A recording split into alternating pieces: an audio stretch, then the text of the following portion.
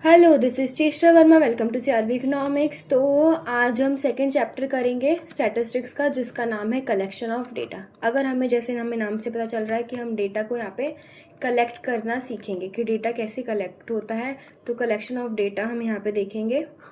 ठीक है, अब यहाँ पे हम प्राइमरी और सेकेंडरी सोर्सेज ऑफ डेटा देखेंगे कैसे हम कलेक्ट करते हैं। तो सबसे पहले हम देखते हैं कि हम क्या पढ़ेंगे, इसके अंदर रोड मैप क्या है। तो प्राइमरी एंड सेकेंडरी डेटा के बारे में पढ़ेंगे, two big sources of data and how they differ, इनका क्या डिफरेंस होता है, डिफरेंस बहुत इंपॉर्टेंट है। उसके बाद हम देखेंगे methods of collecting primary data, primary data को कैसे कलेक्ट किया जाता है, interviews, questionnaire, schedules and more, बहुत सारे इसमें तरीके होते हैं प्राइमरी डेटा को कलेक्ट करने के। सोर्सेज ऑफ सेकेंडरी डेटा देखेंगे हम, पब्लिश्ड और अनपब्लिश्ड रिकॉर्ड्स जो भी होते हैं जहाँ से हमें सेकेंडरी डेटा मिलता है। सेंसस मेथड और सैम्पल मेथड के बारे में हम जानेंगे। उसके बाद सैम्पलिंग टेक्निक्स देखेंगे, कौन कौन सी सैम्पलिंग टेक्निक्स होती है, and sampling and non sampling errors भी देखेंगे कि why data is never 100% perfect, क्यों नहीं होता है, 100% परफेक्ट नहीं हो सकता ना। ठीक है, तो सबसे पहले अगर हम इस चैप्टर को स्टार्ट करने से पहले क्विक रिकैप ले लेते हैं। तो स्टैटिस्टिक्स हमने देखा था, वाई इकोनॉमिक्स नीड स्टैटिस्टिक्स। तो statistics help economist study economic problems. जो स्टैटिस्टिक्स है वो इकोनॉमिस्ट को हेल्प करते ताकि वो इकोनॉमिक प्रॉब्लम्स को समझ सके एक सिस्टमैटिक एंड न्यूमेरिकल वे में। और जो भी स्टैटिस्टिकल स्टडी होती है वो एक एसेंशियल स्टेप यानी कि कलेक्टिंग रिलायबल डेटा, जो डेटा होना चाहिए वो रिलायबल होना चाहिए। तो हमारा जो मेन कंसर्न रहेगा डेटा की रिलायबिलिटी पे रहेगा कि कितना रिलायबल है, रिलायबिलिटी। ठीक है, दी जो quality of any economic analysis, जैसे कि जीडीपी हम एस्टिमेट करते हैं, पॉवर्टी सर्वेस करते हैं, depends entirely on carefully the underlying data was gathered, कि कैसे डेटा को हमने कलेक्ट किया है। तो जो चैप्टर 2 है where and how do we actually get this data, वो हमें बताते हैं कि हमें ये डेटा मिलता कहाँ से है। तो अगर हम बात करते हैं golden rule of data collection की, garbage in garbage out. If the data collected is inaccurate, biased और इनकम्प्लीट, अगर जो डेटा हमने कलेक्ट किया है वो इनएक्यूरेट है, बाइज्ड है या फिर अधूरा है, तो even in the most advance statistical techniques can not produce a trustworthy conclusion. तो अगर हमने डेटा ही सही नहीं कलेक्ट किया तो जो हमारा रिजल्ट आएगा, तो अगर डेटा रिलायबल नहीं है तो जो रिजल्ट आएगा, रिजल्ट क्या होगा, ट्रस्टवर्दी नहीं होगा। ठीक है, तो हमें जो डेटा कलेक्ट करना है वो सही करना है, बाइज्ड नहीं होना चाहिए, इनएक्यूरेट नहीं होना चाहिए, वर्ड बहुत इंपॉर्टेंट है। बाइज्ड नहीं होना चाहिए, इनएक्यूरेट नहीं होना चाहिए और इनकम्प्लीट नहीं होना चाहिए। तो अगर हम देखते हैं तो इस चैप्टर में हमें बस ये याद रखना है कि रिलायबल सोर्स होना चाहिए डेटा कलेक्शन का। तो 2 सोर्सेज होते हैं डेटा कलेक्शन के, जिसमें सबसे पहले हम देखते हैं primary data and then we will study secondary data.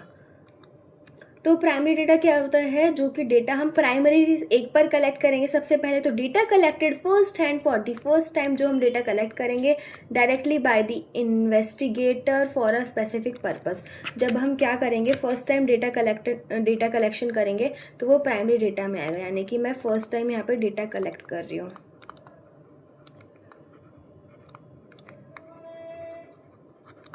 मतलब ये पहले नहीं हुआ है। उसके बाद original and collected from its source of origin, जहाँ से हमें मिला है हमें वहीं से कलेक्ट करना पड़ेगा। मोर रिलायबल, अगर हमने खुद डेटा कलेक्ट करा है तो क्या होगा, इसकी रिलायबिलिटी ज़्यादा होगी ना, तो ये क्या होगा, मोर रिलायबल होगा एंड ऑथेंटिक होगा। और बट ये टाइम कंज्यूमिंग तो होगा और कॉस्टली भी होगा, क्योंकि मुझे जगह जगह जाके सबके डेटा को कलेक्ट करना पड़ेगा, टाइम कंज्यूमिंग भी हो जाएगा। जैसे अगर हम इसका एग्जांपल समझते हैं, student surveying 50 classmates on their pocket money spending, कि वो अपनी पॉकेट मनी कैसे स्पेंडिंग करते, तो उसको बच्चे को क्या करना होगा, 50 जो भी उसके क्लासमेट्स है सबसे जाके अलग अलग बात करनी होगी, तभी तो निकाल पाएंगा ना वो। तो प्राइमरी डेटा टाइम कंज्यूमिंग होता है, तो इसका डिसएडवांटेज क्या होता है, ये टाइम कंज्यूमिंग होता है, टाइम कंज्यूमिंग होगा और कॉस्टली भी होगा। बट ये हमें जो डेटा कलेक्शन जो देगा, जो डेटा हमें देगा, वो क्या होगा, रिलायबल होगा और ऑथेंटिक होगा। अब हम सेकेंडरी डेटा समझते हैं, तो क्या होगा, data that already exist. Secondary data में डेटा ऑलरेडी एग्जिस्ट है बट हम उससे कुछ और स्टडी कर रहे हैं, तो collected earlier by someone else, किसी और ने कलेक्ट किया होगा, जैसे कोई पर्सन होगी, एजेंसी होगी, इंस्टीट्यूशन होगी। फॉर एग्जाम्पल मैंने किसी गवर्नमेंट एजेंसी का ही डेटा यूज़ करके कुछ और स्टडी, उससे कुछ और कंक्लूजन्स फाइंड आउट करे हैं, हमारा पर्पज़ अलग है, तो ऑलरेडी अवेलेबल होगा। इसकी वजह से क्या होगा, हमारा टाइम सेव होगा, मनी और एफर्ट भी सेव होगा। मे नीड एडजस्टमेंट, इसमें कुछ हम एडजस्टमेंट कर सकते हैं। Maybe check for reliability, जैसे जब हम सेंसस यूज़ करेंगे, census of India population figures publish by the government, फिर हम उससे कुछ और भी कंक्लूजन निकाल सकते हैं कि लिटरेसी रेट क्या है, या फिर मेल पॉपुलेशन का क्या सेक्स रेशियो है, तो उसके ऊपर भी हम कुछ और स्टडी कर सकते हैं, तो वो हम सेकेंडरी डेटा को यूज़ करके करेंगे। इसके बाद हम देखते हैं प्राइमरी और सेकेंडरी में डिफरेंस दिखता है। तो सबसे पहले ओरिजिनलिटी पे देखते हैं, तो ये ओरिजिनल होगा एंड फर्स्ट हैंड होगा। ये ओरिजिनल नहीं होगा, मतलब हमें तो कहीं से मिला ही ना, और ये हम किसी और सोर्स से बोरो करेंगे। मीनिंग क्या होगा, collected for the first time by the investigator, जो इन्वेस्टिगेटर होगा वो फर्स्ट टाइम कलेक्ट करेगा, जबकि ये ऑलरेडी कलेक्टेड होगा और पब्लिश्ड होगा, किसी और ने इसको पब्लिश कर रखा होगा। ये एक्सपेंसिव होगा, टाइम कंज्यूमिंग होगा, जबकि ये चीपर होगा और क्विकर होगा। मुझे तुरंत ही तो मिल जाएगा, बट इसमें मुझे प्राइमरी डेटा में टाइम लगेगा। इसमें रिक्वायर्स नो एडजस्टमेंट, मुझे डेटा में कोई एडजस्टमेंट नहीं करने की ज़रूरत पड़ेगी, बट इसमें मुझे करनी पड़ेगी अकॉर्डिंग टू माई स्टडी और अकॉर्डिंग टू माई रिसर्च, कि मैं किस बेसिस पे अपना मेरे क्या पर्पज़ है मेरा। Degree of accuracy of course primary में होगी, क्योंकि मैं खुद जाके कलेक्ट करूंगी, मोर एक्यूरेट होगा, जबकि accuracy depends on the original collector, जिसने कलेक्ट किया होगा वही जानता है ना वो कितना ओरिजिनल है या नहीं है। एग्जाम्पल देखते हैं, field survey by an investigator जैसे, और सेकेंडरी सर्वे का हो जाएगा, एनएसएसओ रिपोर्ट्स हो जाएगी, सेंसस ऑफ इंडिया हो जाएगा, या फिर मैंने न्यूज़पेपर से कोई डेटा लिया है वो हो जाएगा। ठीक है, अब मैं देखती हूँ प्राइमरी डेटा को कलेक्ट करने के क्या मेथड होंगे। तो सबसे पहले डायरेक्ट पर्सनल इन्वेस्टिगेशन, मैंने डायरेक्टली जाके डाटा कलेक्ट कर लिया, मैं उस पर्सन के पास गई, जैसे अभी जो हमने एग्जांपल पढ़ा था 50 क्लासमेट्स वाला, तो वो डायरेक्टली जाके करेगा। तो investigator personally meets and interviews the respondent. Second, indirect oral investigation, information gathered from witnesses और थर्ड पार्टी, मैं किसी थर्ड पर्सन के पास जाके उसके बारे में इन्फॉर्मेशन निकालूंगी, तो ये इनडायरेक्ट ओरल इन्वेस्टिगेशन होगा। थर्ड हो जाएगा इन्फॉर्मेशन फ्रॉम लोकल सोर्सेज जैसे कि local correspondence supply data without a formal survey नहीं होगा, मैं लोकली जो है उनसे डेटा निकालूंगी। जैसे मैं किसी वेंडर के पास गई कि हाँ आपकी क्या सेल है, पर्टिकुलर जैसे मिल्क ब्रांड्स में इस वाले ब्रांड की कितनी सेल है, फुल क्रीम मिल्क की कितनी है, टोन मिल्क की कितनी है, तो मैंने लोकल सोर्सेज से डेटा निकाल लिया। मैं हर एक घर पे नहीं गई, तो मैंने क्या करा यहाँ पे उनसे निकाल लिया, वेंडर से निकाल लिया, वेंडर से और शॉप ओनर से।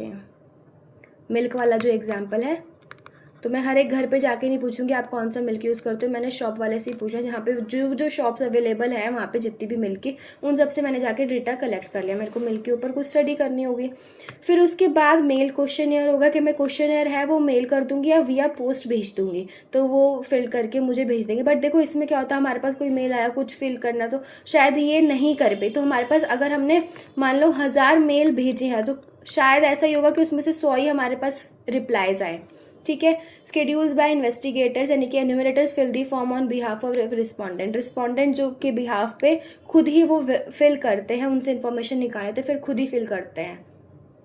ठीक है, अब direct and indirect personal investigation क्या होती है। तो डायरेक्टली यानी कि मैं जाके करूँगी, इनडायरेक्टली जैसे हमने देखा किसी और से हम इन्फॉर्मेशन लेंगे, तो इसके बीच में डिफरेंस आ सकता है कि direct personal investigation and indirect oral investigation. तो the investigator personally visits, personally वो जाएगा रिस्पोंडेंट्स के पास and collects information through direct interviews, best for intensive small area studies. अगर मुझे स्मॉल एरिया पे स्टडी करने तो ये उसके लिए क्या है, बेस्ट है, best for small area studies. इसके मेरिट्स क्या हो गए, ओरिजिनल होगा, रिलायबल होगा। देखो मैं जब खुद डाटा कलेक्ट करूँगी तो उसकी ओरिजिनलिटी तो मुझे पता होगी ना कितना ओरिजिनल है, और doubts can be clarified on this spot. अगर मुझे कुछ डाउट है तो मैं उनसे पूछ लूँगी कि अच्छा ये आपका ऐसा है तो ये क्यों है, मैं खुद पूछ लूँगी। डिमेरिट्स क्या होंगे, एक्सपेंसिव होगा, टाइम कंज्यूमिंग हो गया, और अगर एरिया बड़ा है या मुझे लार्ज पॉपुलेशन को स्टडी करना है तो ये उसके लिए सूटेबल नहीं होगा। Example, a researcher visiting each household in a village to record family income, family income के लिए मुझे हर एक हाउस होल्ड में जाना ही पड़ेगा। नेक्स्ट आता है इनडायरेक्ट ओरल इन्वेस्टिगेशन। इन इसमें क्या होगा, इन्वेस्टिगेटर जो है कलेक्ट करेगा डेटा को बाय क्वेश्चनिंग विटनेसेस और people connected to the issue. जो इशू है उससे जो लोग कनेक्टेड है, जो पर्सन है जिसका मुझे इन्फॉर्मेशन चाहिए उससे डेटा कलेक्ट करना है, तो जो उससे कनेक्टेड पर्सन है उनसे मैं डेटा लूँगी instead of the respondent directly नहीं लेके उस पर्सन थर्ड पार्टी से लूँगी। इसमें इनडायरेक्ट ओरल इन्वेस्टिगेशन में एक वर्ड याद रखना है आपको, थर्ड पार्टी, ठीक है। यूज इन ऑफिशियल इंक्वायरीज, तो इसके मेरिट्स क्या हो गए, यूजफुल व्हेन डायरेक्ट कॉन्टैक्ट जब पॉसिबल नहीं तब हम कर सकते हैं, जब वाइड कवरेज करें तो हमने तीसरे पर्सन से पूछ लिया। डीमेरिट्स क्या होंगे, शायद एक्यूरेसी ना हो, accuracy depends heavily on the honesty of the witness. अगर मान लो कि उसमें कुछ बायसनेस है, उन दोनों की लड़ाई, मतलब जो पर्सन जिसका हमें इंटरव्यू लेना था बट हम किसी और थर्ड पार्टी से जो ले रहे हैं उन दोनों की लड़ाई हो गई, तो वो तो उसके बारे में नेगेटिव ही देगा, तो यहाँ पर कभी कभी एक्यूरेसी नहीं हो पाएगी। तो अ लेबर कमीशन, इसका एग्जाम्पल देखते हैं हम। अ labour commission questioning trade union leaders about factory wages, तो फैक्ट्री वेजेस के बारे में वो क्वेश्चन करेगा, तो वो शायद बायसनेस आ सकती है इसके अंदर, तो उसका एक डीमेरिट बायसनेस हो सकता है, ठीक है। अब हम बात करते हैं local sources and mail questionnaires के बारे में। देखो, जो इन्फॉर्मेशन फ्रॉम लोकल सोर्सेज अगर हम देखते हैं, data is collected through local agent से मैं डेटा कलेक्ट करूँगी। जो मिल्क वाला एग्जांपल है वो बेस्ट सूट करेगा इस वाले, है ना, इस वाले सोर्स को बेस्ट सूट करेगा। लोकल एजेंट्स और correspondents familiar with the area without a formal centralise investigation, जो कि चीप होगा, क्विक होगा, फटाफट से हो जाएगा, सिंपल टू ऑर्गेनाइज हो जाएगा। डीमेरिट्स क्या होंगे, rough estimates only, lakhs uniformity and precision. इसमें आपकी क्या पता कि अगर हम उनसे डेटा कलेक्ट करेंगे तो यूनिफॉर्मिटी नहीं होगी और एक रफली एस्टिमेट होगा, इसमें हमें एस्टिमेट मिलेगा, एक्चुअल नहीं मिल पाएगा, ठीक है। इसका एग्जांपल हो गया जैसे कि news agencies collecting local crop damage estimates from village correspondent, वो एक लोकली बता पाएंगे ना, पर्टिकुलर हमें एस्टीमेट बता पाएंगे, हमें ये तो नहीं बता पाएंगे कि इतना ही हुआ था, एग्जैक्ट इन्फॉर्मेशन नहीं होगी इसमें, तो यहाँ पे आ जाएगा नो एग्जैक्ट इन्फॉर्मेशन। उसके बाद फोर्थ हम बात करते हैं मेल क्वेश्चनर मेथड की। A list of questions is male करेंगे या फिर हम ईमेल करेंगे रिस्पोंडेंट्स को, जो कि फिल करके रिटर्न हमें भेज देंगे, जिसमें बेसिकली इसमें लिटरेसी की भी रिक्वायरमेंट होगी और वहाँ पे कनेक्शन होना चाहिए, कोऑपरेटिव पॉपुलेशन होनी चाहिए, उनको आना चाहिए कंप्यूटर लैपटॉप चलाना, फ़ोन में अगर हम मेल करते हैं वो सब आना चाहिए। तो वाइड जोग्राफिकल एरिया को ये कवर करेगी और लो कॉस्ट होगी और टाइम सेविंग भी होगी। बट डीमेरिट क्या होंगे, रिस्पॉन्स रेट कितना कम आएगा, हमने देखा था अभी एक एग्जाम्पल के थ्रू, और अनसुटेबल होगा इलिटरेट रिस्पॉन्डेंट्स के लिए, कि अगर हमें इलिटरेट रिस्पॉन्डेंट्स को भी स्टडी करना तो उसके लिए सूटेबल नहीं होगा। जैसे a company emailing a customer satisfaction survey to its online users को कस्टमर सेटिस्फैक्शन सर्वे मेल करती है। अब जिसको नहीं पता है वो कैसे मेल करके रिप्लाई करेगा, नहीं कर पाएगा ना, तो ये हो जाएगा।